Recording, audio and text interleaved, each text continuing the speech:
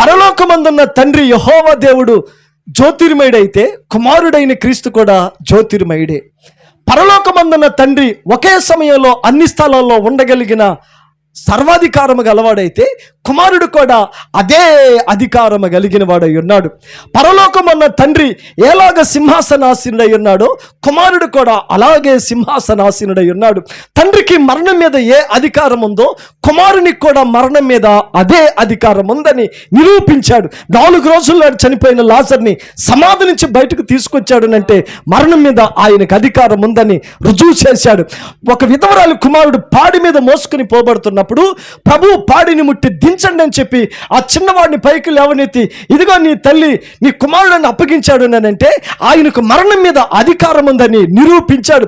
12 ఏళ్ల వయసు ఉన్న కుమార్తె చనిపోయి మంచంలో ఉంటే చిన్న బిడ్డ పైకి లేని అని చెప్పి ప్రభు మరణం నుంచి లేవనెత్తాడు అంటే మరణం మీద ఆయనకు అధికారం ఉందని ప్రూవ్ చేస్తా వచ్చాడు. ఆయన ఇంకా అన్నాడు, నన్ను ఈ గుడారమును పడగొట్టండి, 3 దినములలో దీన్ని లేవనెత్తానని సెలవిచ్చాడు నా ప్రభు. ఆయన మరణం మీద అధికారం గలవాడు అన్నాడు. తండ్రి ఎలాగ తనంతట తాను జీవించగలడో కుమారుడు కూడా అలాగే జీవించగలడు. ఆయనకు అధికారం ఇచ్చానని వాక్యములో మనం చూస్తూ ఉన్నాం బిడ్డలారా. దేవుని వాక్యం మనకు స్పష్టంగా చెప్తుంది కుమారునికి ఇవ్వబడిన అధికారము ఎంత గొప్పది అనేసి. 27వ వచనాన్ని చూడండి. 27వ వచనం, మరియు ఆయన మనుష్య కుమారుడు గనుక తీర్పు తీర్చుటకు తండ్రి అధికారము అనుగ్రహించను. దీనికి ఆశ్చర్యపడకుడి, ఒక కాలం వచ్చుచున్నది, ఆ కాలమున సమాధులలో ఉన్న వారందరూ ఆయన శబ్దము విని స్తోత్రము, మేలు చేసిన వారు జీవ పునరుద్ధానమునకు, కీడు చేసిన వారు తీర్పు పునరుద్ధానమునకు బయటికి వచ్చెదరు. ఎవరి శబ్దము విని ఆయనంటే ఎవరు? తండ్రి దగ్గర అధికారం పొందిన క్రీస్తు ప్రభువులు వారు. ఆమేన్. ఆయన అధికారము గలవాడు గొంతు వింటే కొన్ని లక్షల సంవత్సరాల నాడు చనిపోయిన సమాధులలో ఉండి దుమ్ముకు దుమ్ము ధూళికి ధూళి అయిపోయిన వారు కూడా ఆయన శబ్దం వినగానే భూమి నుంచి లేస్తారు. సముద్రములో చనిపోయిన వారు సముద్రము నుంచి లేచి వస్తారు. వారు ఎక్కడ చనిపోయినా అక్కడి నుంచి వారు తిరిగి సజీవులుగా లేచి నిలబడతారు. ఎవరి శబ్దం ఇది అంటే తండ్రి దగ్గర అధికారం పొందిన కుమారుడైన క్రీస్తు ధ్వని. ఆయన శబ్దం విన్నప్పుడు తిరిగి లేస్తారు. లేచిన వారు 2 విధాలుగా ఉంటారు. మేలు చేసిన వారు జీవ పునరుద్ధానమునకు, కీడు చేసిన వారు తీర్పు పునరుద్ధానమునకు వారు బయటికి వస్తారు అని చెప్పారు. బిడ్డలారా వినండి, ఆయన దేవుని ఆత్మతో నిండినవాడు కాబట్టే ఆయన తండ్రిని గురించి మాట్లాడుచున్నాడు, ప్రభువుని గురించి మాత్రమే మాట్లాడుచున్నాడని మనం ఎరుగుతాం. మీరు ఇంకొక విషయం కూడా చూడాలా. యోహాను రాసినటువంటి ఇదే సువార్తలో 17వ అధ్యాయం, యోహాను సువార్త 17వ అధ్యాయంలో మీరు 2వ వచనాన్ని చూడండి. యోహాను సువార్త 17వ అధ్యాయం 2వ వచనములో, నీ కుమారుడు నిన్ను మహిమపరచునట్లు నీ కుమారుని మహిమపరచుము, నీవు నీ కుమారునికి ఇచ్చిన వారందరికీ ఆయన నిత్య జీవము అనుగ్రహించున్నట్లు సర్వ శరీరుల మీదను ఆయనకు అధికారము అనుగ్రహించనని చూస్తున్నాం అక్కడ. ఇప్పుడు మీరు గమనించాలా, ఇక్కడ మనం ఎన్ని అధికారాలు చూసాం, ఎన్ని అధికారాలు మనం చూస్తున్నాం. తీర్పు తీర్చుటకు సర్వాధికారము, తనకు తానే జీవము కలిగి ఉండడానికి అధికారము, తర్వాత సర్వ శరీరుల మీద ఆయనకి అధికారం. హలో, చూసారు బిడ్డలా, దేవునికి ఉన్న అధికారం, క్రీస్తుకి ఉన్న అధికారం అంత గొప్పది. అందుకే మనం అధికారములో ఉన్నవాన్నే మనం ప్రభువుని స్తుతించాలా. ఇప్పుడు పాలక పక్షం ప్రతిపక్షం అనేది ఒకటి ఉంటుంది కదా, ఇది మనకు బాగా తెలిసింది. Are you ready? Yes, hallelujah. ఇది మీకు తెలుసా? పాలక పక్షం ప్రతిపక్షం. పాలక పక్షం ఏమో నిర్ణయాలు చేసుకుంటూ పోతుంటుంది, ప్రతిపక్షం ఏమో ప్రశ్నిస్తుంటుంది. పాలక పక్షం ఏం చేస్తుంది? జీవోలు విడుదల చేస్తుంటుంది, లేకపోతే నిధులను కేటాయించి రోడ్లు వేయడానికి, భవన నిర్మాణాలకు, బ్రిడ్జిల నిర్మాణానికి, ఆరోగ్య శాఖకు, పోలీస్ శాఖకు, రెవెన్యూ శాఖకు, ఇట్లాగా ఆయా శాఖలకు నిధులు కేటాయిస్తూ పాలక పక్షం పోతూ ఉంటే ప్రతిపక్ష పక్షం ఏం చేస్తుందంటే పక్కన నిలబడి ప్రశ్నిస్తూ ఉంటుంది. ఇక్కడ పాలకపక్షం ఏది? యేసుక్రీస్తుల వారు. ప్రతిపక్షం ఏది? సైతాను. ప్రశ్నిస్తున్నాడు. దేవుని బిడ్డలారా, నేను రాజకీయాన్ని గురించి మాట్లాడట్లేదు. రాజకీయ నాయకులు మనందరి కొరకు వారు పాటుపడుతున్నారు. వారిని దేవుడు చల్లగా దీవించి కాపాడునుగాక. మన ఆంధ్రప్రదేశంలో ఉన్న రాజకీయ నాయకులందరినీ, పెద్దలను ప్రభు తన ఆత్మచేత వారికి మనశ్శాంతిని, క్షేమమును ప్రసాదించునుగాక. మన భారతదేశాన్ని నడిపిస్తున్నటువంటి ప్రధానులకు దేవుని కృపా సమాధానం వ్యాపించునుగాక. క్రైస్తవులు చేసే ప్రార్థన దేశానికి రక్షణ కలుగజేయునుగాక. హల్లెలూయా. నా ప్రియ కుమారులారా, ఆలోచించాలా? దైవికమైన సంగతుల గురించి మాత్రమే నేను ఇక్కడ మాట్లాడడానికి నిలిచి ఉన్నాను. దైవికమైన విషయాల గురించి మాత్రమే మాట్లాడడానికి నిలిచి ఉన్నాను. క్రీస్తుకు తండ్రి అప్పగించిన అధికారము, సర్వ అధికారము. తర్వాత ఇంకేమన్నాడు? తనకు తానే జీవించే అధికారము. తర్వాత సర్వ శరీరుల మీద ఆయనకు అధికారము అనుగ్రహించబడిందన్న సంగతిని మనం చూస్తాం. మీరు ఇంకొక విషయం కూడా చూడండి. మత్తయి సువార్తలో 28వ అధ్యాయం, మత్తయి సువార్తలో 28వ అధ్యాయంలో 18వ వచనాన్ని మీరు చూడండి. 18వ వచనం, అయితే యేసు వారి యొద్దకు వచ్చి, పరలోకమందును భూమి మీదను నాకు సర్వ అధికారము ఇవ్వబడి ఉన్నది. పరలోకమందును భూమి మీదను నాకు సర్వ అధికారము ఇవ్వబడి ఉంది. అపోస్తుల కార్యము 2వ అధ్యాయం 36వ వచనాన్ని కూడా చూడండి. అపోస్తుల కార్యము 2వ అధ్యాయం 36వ వచనాన్ని కూడా చదవాల. మీరు సిలువ వేసిన ఈ యేసునే దేవుడు ప్రభువుగాను క్రీస్తుగాను నియమించెను. ఇది ఇశ్రాయేలు వంశమంతయు రూఢిగా తెలుసుకొనవలెను. హెబ్రీ పత్రిక 1వ అధ్యాయం 2వ వచనం. హెబ్రీలకు రాసిన పత్రికలో 1వ అధ్యాయము 2వ వచనాన్ని చదవండి. ఈ దినముల అంతమందు కుమారుని ద్వారా మనతో మాట్లాడెను. ఆయన తన కుమారుని సమస్తమునకు వారసునిగా నియమించెను. ఆయన ద్వారా ప్రపంచములను నిర్మించెను. స్తోత్రము. వారసునిగా నియమించెను. ఎవరిని? యేసుక్రీస్తుల వారిని. ఎట్ట నియమించాడంట? వారసుడిగా నియమించాడు అని చెప్పబడింది. ఆయన వారసుడు అయితే నీకు వారసత్వం లేదు అని మాట్లాడే వాళ్ళని ఏమనాలా? బుర్ర తక్కువ వాళ్ళు అని చెప్పాలా? నీకు వారసత్వం ఎక్కడా? నువ్వు అమెరికా దేశపు వాడివి, నీవు ఇతర దేశస్తులలో ఉండదగిన వాడివి. నీకు వారసత్వం ఎక్కడుంది? ఇక్కడ ఆయనను వారసుడు కాదు అని అనడానికి మనం ఎవరిమి? సంబడం బతుకుంటే దేహంలో 70 ఏళ్ళు, ఒక రావు బలం ఉంటే ఇంకొక 10 ఏళ్ళు, 80 ఏళ్ళు తర్వాత మనకు వారసులు కాదు, గోరీలలో పొనుకున్న అస్థిపంజరాలుగా ఉంటాం. మనకు వారసత్వం ఆ సమాధిలోనే, ఇంకెక్కడ వారసత్వం? కానీ ఆయన వారసుడు. అందుకే సమాధి నుంచి తిరిగి లేచి నిలబడ్డాడు ఆయన. Praise the Lord. ఆయన సమాధి నుంచి తిరిగి లేచి నిలబడ్డాడు. నేను లేచానని సెలవిచ్చాడు. మీరు వెళ్ళి చెప్పండి, నేను సమాధి నుంచి లేచి వచ్చాను. మరణమును జయించిన వారసుడు నేను ప్రకటిస్తున్న నజరేయుడైన యేసుక్రీస్తు అనే ప్రభు.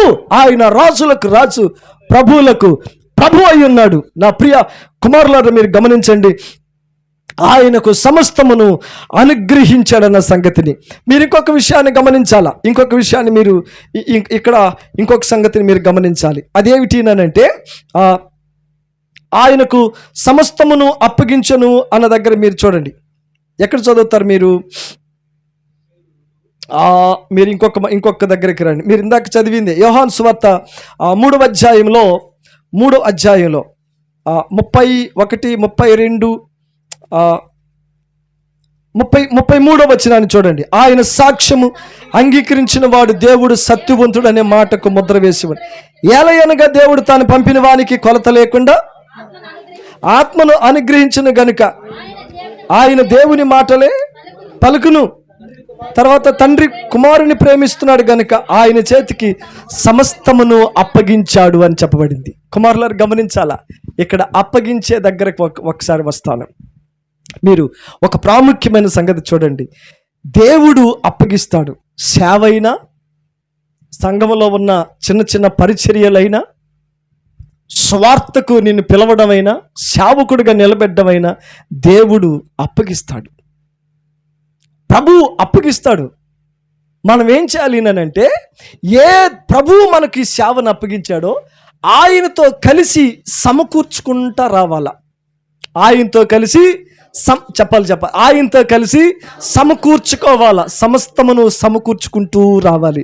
మీరు యోహాను సువార్త 21వ అధ్యాయాన్ని అలాగే ఉంచుకొని మత్తయి సువార్త 12:30 నా పక్షమున నుండని వాడు నాకు విరోధి, నాతో కలిసి సమకూర్చని వాడు చెదరగొట్టుకుంటాడు.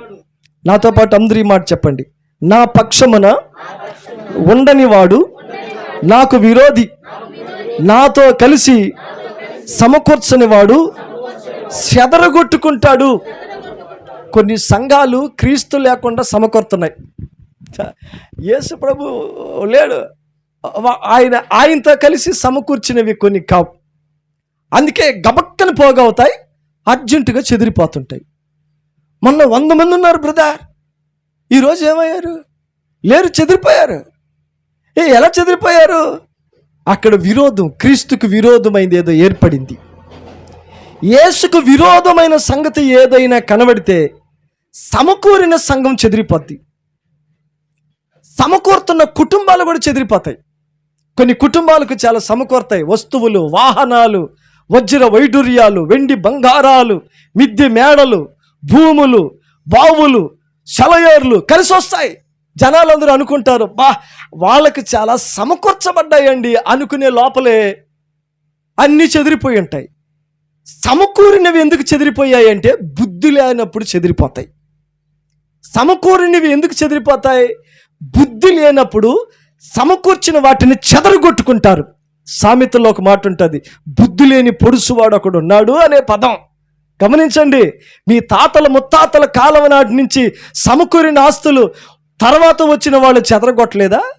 తర్వాత వచ్చిన వాడు చిల్లి గవగోళ్ళు లేకుండా చెదరగొట్టి అప్పుల పాలై రోగాలమయమై శాపగ్రస్తమై కూర్చోలేదా? ఎందుకు చెదరగొట్టారు? ఎందుకు చెదిరిపోయాయి? వ్యసనాలకు గురై, బుద్ధి లేని వ్యసనాలు, బుద్ధి లేకుండా పరస్త్రీలు వెంబడి తిరిగి, బుద్ధి లేకుండా తాగుడికి బానిసలై, బుద్ధి లేకుండా జూదాలకి బానిసలైతే, బుద్ధి లేకుండా పిచ్చి తిరుగుళ్ళు తిరిగి అడ్డదుడ్డాలుగా ప్రయాణం చేసి మదవెక్కిన గాడిదలాగా కామ వాసన చూసి గీంకరిస్తున్నటువంటి గుర్రముల వలె ఇష్టం వచ్చినట్టు పిచ్చిక్కి తిరిగితే సమకూరినవన్నీ చెదిరిపోకుండా ఏం చేస్తాయి? అందుకే ప్రభు అన్నాడు, నాకు విరోధమైన వాడు సమకూర్చలేడు, చెదరగొట్టుకుంటాడు అని చెప్పి. చెదరగొట్టుకుంటాడు. కానీ పరలోకమందున్న తండ్రి కుమారునికి ఎందుకు ఇచ్చాడు? సమస్తమును ఆయనకి ఎందుకు ఇచ్చాడు అని అంటే, ఒక్కదాన్ని కూడా చెదిరిపోకుండా ఆయన మాత్రమే సంరక్షిస్తాడని చెప్పి. ఆమేన్. ఆయన మాత్రమే సంరక్షించుకుంటాడు. నీ ఆత్మను దేవుడైన క్రీస్తుకి అప్పగించి చూడు. ఆమేన్. నీ మనస్సును ఆయనకి అప్పగించు. సామెతలు అన్నాడు, నా కుమారుడా నీ హృదయము నాకు అప్పగించు, నా కుమారుడా నీ మనస్సు నాకు అప్పగించు. అది కంట్రోల్లో ఉంటుంది. ఆత్మఫలములలో ఒకటి ఆశ నిగ్రహం. నిన్ను నీవు నిగ్రహించుకోగలిగితే నీలో ఉన్న జ్ఞానం చెదిరిపోదు. నిన్ను నువ్వు నిగ్రహించుకోగలిగితే నీకున్న తెలివితేటలు చెదరవు, అవి అలాగే ఉంటాయి. నిన్ను నువ్వు నిగ్రహించుకోగలిగితే నీకున్న టాలెంట్ నిన్ను వదిలిపాదు. నిన్ను నువ్వు నిగ్రహించుకోగలిగితే నీ పనిలో నీకున్న నిపుణత నిన్ను రాజుల ఎదుట నిలబెట్టి తీరుతుంది. నిగ్రహం లేనివాడు సచ్చూరుకుంటాడంతే. నిగ్రహం లేకపోతే నువ్వు ఒట్టి విగ్రహం అయిపోయి ఉంటావు అంతే. కథలో మెదలో ఉలకవు, అక్కడ ఎక్కడ నిలబడ్డావు అక్కడే ఉండిపోయి ఉంటావు. నిగ్రహించుకునే శక్తి అందా రాణించదు గాక. నిగ్రహం లేదు. నిగ్రహం లేకనే సమస్తమును కూర్చుకున్నవన్నిట్లు చెదరగొట్టుకుంటున్నారు. ఇప్పుడు ఏమీ లేదు. 500 సంపాదించాడు, సమకూర్చుకున్నాడు 500. వస్తా ఉన్నాడు, ఎవరో ఒక కూసే గాడిద ఒకటి ఎదురొచ్చి, బావా నీకు మించినోడు ఎవరు లేరు బావా అంటే చాలు, అంతే మా నోడికి ఇంకా చెదిరిపోతాడు. అట్లాగే వాడు ఇంటి పనిలో నుంచి 500 చేత పట్టుకుని ఏమన్నాడు, ఇది తీసుకెళ్ళి నా భార్యకి ఇస్తా, నా భార్యకి ఇస్తా. గట్టిగా పట్టుకొని 500 కొత్త కాగితం పట్టపట్లాడుతుంది. ఈ దెబ్బతో మా భార్య చిట్ట నవ్వాలి కాదు, పక్క నవ్వాలా. 500 ఇదే ఇంట్లోనే అంటా వచ్చిన వాడికి ఎదురుకొచ్చి, బావా నీకు మించిన వాళ్ళు ఎవరు లేరు బావాలంటే మనసు అట్టే చెదిరిపోయింది. రా బా మరి దాడికా. ఇప్పుడు 500 చిల్లరగా చెదిరిపోయింది. చేతులు ఎంత మిగిలింది? 50 రూపాయలు. 450 రూపాయలు చెదిరిపోయింది. 50 రూపాయలు తీసుకెళ్ళి ఇంటికాడిచ్చి, వాడిపోయిన సొరకాయ ఉన్నట్టు మనిషి తల వంచుకొని, ఇదిగో 50 రూపాయలు కొరవ వేయండి. చెదిరిపోయినాయిలే. ఒకే ఒక గౌరవే దారిలో వచ్చాడు, నన్ను మెచ్చుకొని టక్కని చెదిరిపోయింది. చెదిరిపోతాయి. నిగ్రహం ఉన్నవాడి దగ్గర ఏ రూపాయి చెదరదు, ఏ భక్తి జీవితం చెదరదు, సంఘము చెదరదు, కుటుంబాలు చెదరవు. స్తోత్రం. నీకున్న ఆయుష్ కూడా నువ్వు నిలబెట్టుకోగలుగుతావు. చెదరు. ప్రభువుతో సమకూర్చుకోండి. క్రీస్తుని రక్షకుడిగా అంగీకరించి కుటుంబాన్ని సమకూర్చుకో. యేసుని రక్షకుడిగా అంగీకరించి నీ సంఘాన్ని సమకూర్చు. యేసుని సొంత రక్షకుడిగా అంగీకరించి నీకున్న సమస్తమును సమకూర్చుకుని భద్రపరచుకో. కంచి వేసుకో. ప్రార్థన కంచి వేయి, ఆరాధన కంచి వేసుకో. కుటుంబాన్ని సంరక్షించుకో. యేసు లేడా? అయితే పర్వతాలు వంటి కాపురాలు కూడా చెదిరి మొక్క చెక్కలైపోతున్నాయి. మీరు గుర్తించండి, మీ కళ్ళకెదురుగా ఎన్నో కాపురాలు చెదిరిపోయాయి. కోటీశ్వరులుగా బతికిన వాళ్ళు ఈరోజు కనీసం మెతుకు కూడా దొరకని బికారులుగా మారిపోయిన వారు ఎందరో లేకపోలేదు. జూదాల కాడ కూర్చొని బెట్టింగులు. మంచి మాట గుర్తుకొచ్చింది, బెట్టింగులు. వాళ్ళేదో దేశాలలో బాంబులు వేసుకొని ఒకరి మీద ఒకరు సస్తుంటే యుద్ధాలు చేసుకొని ఏడు గుచ్చో ఉండే వాళ్ళకి ఎట్టుంది అంటే అది కూడా వాళ్ళకి బెట్టింగ్ అయిపోయింది. ఇప్పుడు క్రికెట్ ఆడి దగ్గర బెట్టింగ్ అది వేరే సంగతి. ఇండియా గెలుస్తుందా, పాకిస్తాన్ గెలుస్తుందా, బెట్టింగ్లు పెట్టుకున్నారు. ఇప్పుడు మ్యాచ్ కాదు, ఏకంగా వార్, యుద్ధం. అమెరికా గెలుస్తుందా, ఇరాన్ గెలుస్తుందా, ఇజ్రాయెల్ గెలుస్తుందా, మిగతా దేశాలన్నీ నాశనం అయిపోతాయా? వీళ్ళు ఇప్పుడు పోటీలు వేసుకుంటున్నారు. ఈ బెట్టింగ్లు వేసుకునే వాళ్ళ మీద ఒక మిసైల్ వచ్చి పడింది అనుకో, చచ్చూరుకుంటారు ఎక్కడోళ్ళు అక్కడ. మరి ప్రాణాలు పోతుంటే మీకు బెట్టింగ్లా? వాళ్ళు చేతులు కాళ్ళు తెగిపోయి వాళ్ళు బిడ్డలు చదువుకుంటున్న స్కూళ్ళు పగిలిపోతున్నాయి, కూలిపోతున్నాయి. హాస్పిటల్ కూలిపోయి, ఎయిర్పోర్ట్లు కూలిపోతున్నాయి, రైల్వే స్టేషన్లకు కూలిపోతున్నాయి. వాళ్ళకున్నటువంటి ప్రధానమైనటువంటి ఆస్తులని ధ్వంసమైపోతుంటే ఇక్కడ కూర్చున్న బికారులు బెట్టింగ్లు పెట్టుకుంటూ కోట్లు కొల్లగొట్టుకుంటున్నారే. వాళ్ళు పోగొట్టుకున్న రూపాయలు మీ దగ్గర ఉంటాయని అనుకుంటున్నారా? ఒక మిసైల్ గాని వచ్చి పడిందో బెట్టింగ్ యాపగాళ్ళందరూ సమాధుల్లో కూర్చుంటారు. వెళ్ళి బెట్టింగ్లుగా అది చేయాల్సింది. ప్రార్థన జీవితం కలిగి ఉండాలి. ప్రార్థించు. స్తోత్రము. యుద్ధం ఆగాలని ప్రార్థించు. బెట్టింగ్లు ఏంటో పెట్టుకునేది? చిగ్గులేదా? అట్ట కూడా సంపాదించాలనుకుంటున్నారా? మరి అంతగతి మాలిపోయిందా? యేసు ప్రభువుల వారు సమస్తము అధికారము కలిగిన వాడు. యుద్ధమును ఆపగలడు, యుద్ధమును రేపగలడు. ఎందుకు రేపుతాడు ఆయనకే తెలుసు, ఎందుకు ఆపాలో ఆయనకే తెలుసు. ఎందుకు రేపేవని ప్రశ్నించే అధికారం కానీ, ఎందుకు ఆపకూడదని నిలదీసే హక్కు కానీ మనకు లేనే లేదు. అంతే.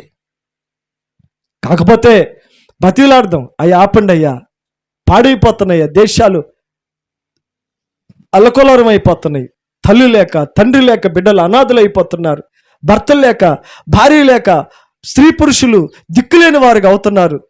అయితే అయ్యారు కనీసం కాళ్ళు చేతులు లేని వాళ్ళు కళ్ళు లేకుండా అయిపోతున్నాయి, చెవులు పోయాయి ధ్వనులు విని. రక్షించు ప్రభువా.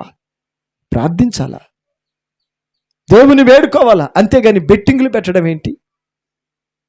బెట్టింగ్లు పెట్టి కూర్చొని సట్టి బగలుతుంది. ఏదో ఒక రోజు ఒక మిసైల్ వచ్చి పడిందంటే ఆడది అయిపోద్ది కథ. హలో, దేవుని రక్షణ కింద బతికి సాగిపోదాం గాక. ఆమేన్. సమస్తమును అప్పగించే తండ్రి. చూడండి, ప్రేమిస్తే అప్పగిస్తాడు. యోహాను సువార్త 21లో 15వ వచనం చదువుదాం. వారు భోజనం చేసిన తర్వాత యేసు సీమోను పేతురును చూసి, యోహాను కుమారుడైన సీమోను, వీరికంటే నీవు నన్ను ఎక్కువ ఎక్కువగా ప్రేమించుచున్నావా అని అడగగా అతడు, అవును ప్రభా, నేను నిన్ను ప్రేమించుచున్నానని నీవే ఎరుగుదువని ఆయనతో చెప్పెను. యేసు, నా గుర్రి పిల్లల మేపమని అతనితో చెప్పెను. ఏది అప్పగించాడు? గుర్రి పిల్లలను అప్పగించాడు. హలో హలో హలో హలో దేన్ని అప్పగించాడు ఆయన? ఏం చేస్తే అప్పగించాడు? ప్రేమిస్తున్నాను అని చెప్పిన దానికి. అంతే, ప్రేమిస్తే అప్పగిస్తాడు. తర్వాత చూడండి 16వ వచనం. మరలా ఆయన, యోహాను కుమారుడైన సీమోను, నన్ను ప్రేమిస్తున్నావా అని రెండవసారి అతన్ని అడగగా అతడు, అవును ప్రభువా, నేను నిన్ను ప్రేమించుచున్నానని నీవే ఎరుగుదువని ఆయనతో చెప్పాను. ఆయన, నా గొర్రెలను కాయమని చెప్పెను. హలో, రెండవ స్టేజీ లోపలికి 3వ వచనం చూడండి, 17వ వచనం చూడండి. మూడవసారి ఆయన, యోహాను కుమారుడైన సీమోను, నన్ను ప్రేమించుచున్నావా అని అతన్ని అడిగాను. నన్ను ప్రేమించుచున్నావా అని మూడవసారి తను అడిగినందుకు పేతురు వ్యసనపడి, ప్రభువా, నీవు సమస్తమును ఎరిగిన వాడు, నిన్ను ప్రేమించుచున్నాను, నీవే ఎరుగుదువని ఆయనతో చెప్పాను. యేసు, నా గొర్రెలను మేపుము అని సెలవిచ్చాడు. హలో, ప్రేమ స్థిరము కాకపోయినందుకు వ్యసనపడ్డాడు. ప్రభువా, నిన్ను ప్రేమిస్తున్నాను కానీ ప్రేమ ఏమై ఉంది? స్థిరంగా లేదని వ్యసన పడుతున్నాడు, దుఃఖపడుతున్నాడు. ప్రభువా, నిన్ను ఎంత ప్రేమించాను.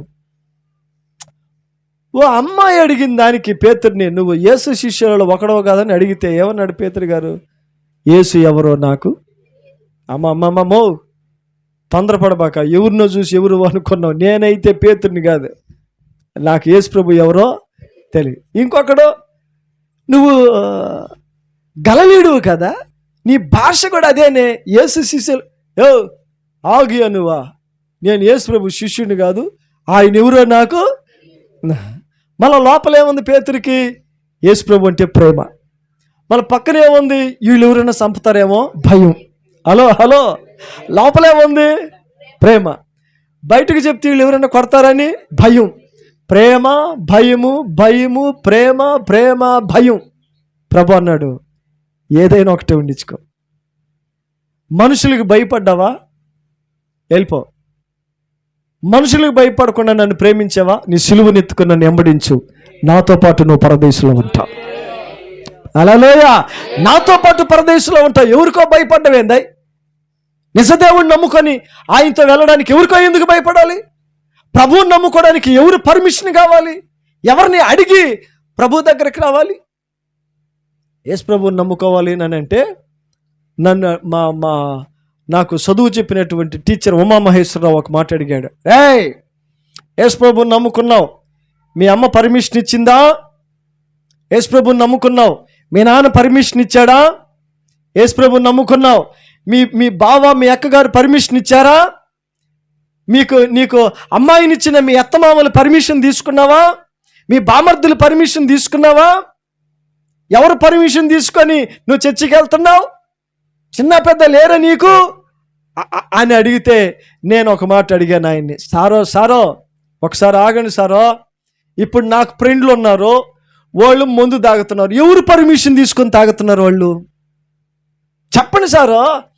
అది అది అది ఇది తేలబాక. ఇప్పుడు వాళ్ళు ఇష్టారాజ్యంగా చెడ్డ తిరుగులు తిరుగుతున్నారు. ఎవరు పర్మిషన్ తీసుకొని తిరుగుతున్నారు? అమ్మాయిని ఇచ్చిన వాళ్ళు పర్మిషనా? తల్లిదండ్రుల పర్మిషనా? బామర్దుల పర్మిషనా? మీరు చెప్పారే లిస్టు, ఈ లిస్టులో ఉన్న వాళ్ళందరి పర్మిషన్లు తీసుకొని వీళ్ళు పాపిష్టి పనులు చేస్తున్నారా? ఏ పర్మిషన్ తీసుకొని ఈ తప్పుడు విషయాలకు బానిసలయ్యారు? ఎవరి పర్మిషన్తో ఈ చెడ్డ తిరుగులు తిరుగుతున్నారు? దేవుణ్ణి నమ్ముకోవాలంటే ఇంట్లో వాళ్ళందరూ ఒప్పుకోవాలా? చెడ్డ తిరుగులు తిరగాలంటే అది నీ జీవితం, నీ ఇష్టమా? ఎక్కడిది చట్టం? ఎక్కడిది న్యాయం? ఎవరు దీన్ని సృష్టించారు? ఇది ఎందుకు ఇలాంటి వైనం మీ దగ్గర నుంచి బయటకు వచ్చింది? ఆగండి, నేను ప్రభువుని నమ్ముకోవడానికి ఎవరు పర్మిషన్ అవసరం లే. నన్ను సృజించిన వాడు ఎవరో నాకు తెలిసింది, నేను ఆయన నమ్ముకున్నాను అంతే. నేను ఆయన వెనక వెళుతున్నాను, దానికి ఎవరో పర్మిషన్ ఏంది సారో? ఏంది మీరు ఇట్లా అడుగుతున్నారు అని అంటే ఆయన అన్నాడు, ఒరే ఎన్ని పాఠాలు నేర్పించాను రా నీకు. ఒక్క దెబ్బలో కొట్టేసావు నన్ను, ఒక దెబ్బలో నిన్ను కొట్టేయలేదు. నువ్వు గురువువి, పాఠాలు నేర్పించిన గురువువి, నీకు ఇవ్వాల్సిన గౌరవం ఇస్తున్నా, కానీ నువ్వు అడిగిన దానికి ఆన్సర్ చెప్పాను. తప్పైతే క్షమించమని కూడా అడగను, ఎందుకంటే నేను చెప్పిన ఆన్సర్ నిజం కాబట్టి. ఎవరు పర్మిషన్ కావాలి ప్రభువుతో వెళ్ళడం కోసం? ఆయన ప్రాణం మీద అధికారంగా ఉన్నవాడు, తన పోలికలో నన్ను పుట్టించుకున్నవాడయ్యా ఆయన. నేను ఆయన స్వరూపంలో, ఆయన పోలికలో ఉన్నానయ్యా. నేనున్నాను అనంటే ఆయన ఉన్నాడు కాబట్టి ఉన్నాను, ఆయన లేకపోతే నేను లేను. నేను బ్రతుకున్నానంటే ఆయన బ్రతుకున్నాడు కాబట్టి నేను బ్రతుకున్నాను. ఆయనకి తెలియకుండా నువ్వు పుట్ల, నేను కూడా పుట్ల, ఆయనకి తెలిసే పుట్టాం. ఆయన ఎదురుగ్గా ఉన్నాం, ఆయనతోనే మన సావాసం కలిగి ఉండాలి. ఆయన మన ఆత్మలకు సాలిన రక్షకుడు, మన ప్రాణములను కాపాడ సమర్థవంతుడు, మరణమును జయించిన నజరేయుడైన యేసు మన జీవితానికి సాలినవాడు. ఆయన్ని నమ్ముకోవడానికి ఎవరు పర్మిషన్ తీసుకోవాలి? ఆయనతో వెళ్ళడానికి ఎవరు పర్మిషన్ తీసుకోవాలి? నేను పుట్టేటప్పుడు ఎవరు పర్మిషన్ తీసుకొని పుట్టాను? నేను బట్టలు కట్టుకున్నాను, ఎవరు పర్మిషన్ తీసుకొని? ఎదిగిన ఎంట్రుకలు కటింగ్ చేసుకున్నాను, ఎవరు పర్మిషన్ తీసుకొని? రాత్రి నిద్రపోయి ఉదయాన్న మొహం కడుక్కున్నాను, ఎవరు పర్మిషన్ తీసుకొని? వీటన్నిటికీ ఒకరి పర్మిషన్ లేదే. మరి ప్రభువుని వెంబడించడానికి ఎవరు పర్మిషన్ కావాలండి? నేను చనిపోతాను, ఎవరు పర్మిషన్ తీసుకొని చనిపోవాలి? ఒక జబ్బు వచ్చింది నా దగ్గరికి, ఎవరు పర్మిషన్ అడిగి వచ్చింది జ్వరము? ఎవరు పర్మిషన్ అడిగి వచ్చింది తలనొప్పి? ఎవరు పర్మిషన్ అడిగి ఒంట్లో జ్వరబడింది క్యాన్సరు? ఎవరు పర్మిషన్ తీసుకొని వచ్చింది లోపలికి టీవీ జబ్బు? ఎవరు పర్మిషన్తో వచ్చింది HIV? ఎవరు పర్మిషన్ తీసుకొని వచ్చే దీర్ఘకాలిక వ్యాధులు? వాటికి ఎవరు ఇచ్చారండి పర్మిషను? మీరు వాటిని నిలదీస్తారా? ఈ బిడ్డ ఒంట్లోకి ఎవరు పర్మిషన్తో వచ్చావని ఒక్క వ్యాధిని ఎవరైనా అడగగలరా? మన కరోనా వచ్చింది, ఎవరు పర్మిషన్ తీసుకొని వచ్చింది? నిమోనియా వ్యాధి ఉంది, ఎవరు పర్మిషన్ తీసుకొని వచ్చింది? యేసుని వెంబడించడం కోసం పర్మిషనా? నువ్వు మీ ఇంట్లో ఉండు, నీతో మాట్లాడాలంటే గేట్లో నిలబడి పర్మిషన్ తీసుకొని వచ్చి నీతో మాట్లాడతాం. కానీ యేసుతో వెళ్ళడానికి నీ పర్మిషన్ ఇవ్వడం అవసరంలే, నీ పర్మిషన్ ఏం అక్కర్లే. యేసు నా సొంత రక్షకుడు. ఆమేన్. ఆయన నమ్ముకున్న వాళ్ళు చెడిపారు.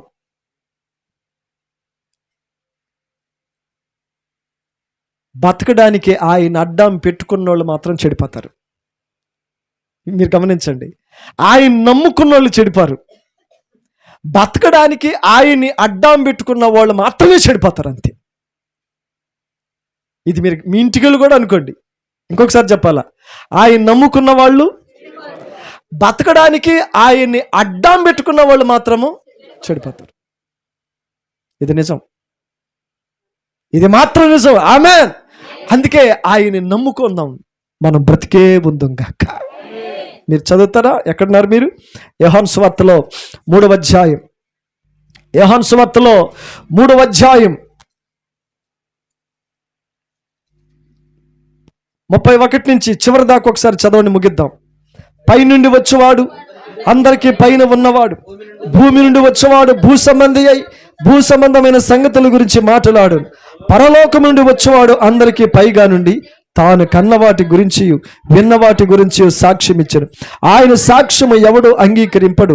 ఆయన సాక్ష్యము అంగీకరించిన వాడు దేవుడు సత్యవంతుడు అనే మాటకు ముద్ర వేసి ఉన్నాడు. ఏలయనగా దేవుడు తాను పంపిన వానికి కొలత లేకుండా ఆత్మను అనుగ్రహించను గనుక ఆయన దేవుని మాటలే పలుకును. కొండాలు చెప్పడు, అబద్ధాలు చెప్పడు, సాడీలు మొయ్యుడు, కుటుంబాలు తగలబెట్టడు. ఆయన దేవుని మాటలే పలుకుతాడు. తండ్రి కుమారుని ప్రేమిస్తున్నాడు గనుక ఆయన చేతికి సమస్తమును కుమారుని యందు విశ్వాసం ఉంచువాడే నిత్య జీవం గలవాడు. కుమారునికి విధేయుడు కాని వాడు జీవము చూడడు గాని దేవుని ఉగ్రత వాని మీద నిలిచి ఉండును. ఈరోజు చెప్పిన సంగతిని మనసు పూర్వకంగా అంగీకరించి మళ్ళా మీరు ఇదే విషయాలను ధ్యానించడానికి, ఆలోచించడానికి మీ కొరకు వీడియో రికార్డ్ చేయబడింది. దాన్ని యూట్యూబ్లో ఆ షార్ట్ కట్లో చిన్నవి ఖచ్చితంగా పెడతాం. మళ్ళా ఆలోచిస్తూ ధ్యానం చేయండి. మనల్ని కాపాడుకుందాం. ప్రభు కృప మీకు తోడుగా ఉండి బలపరచును గాక. Let's pray.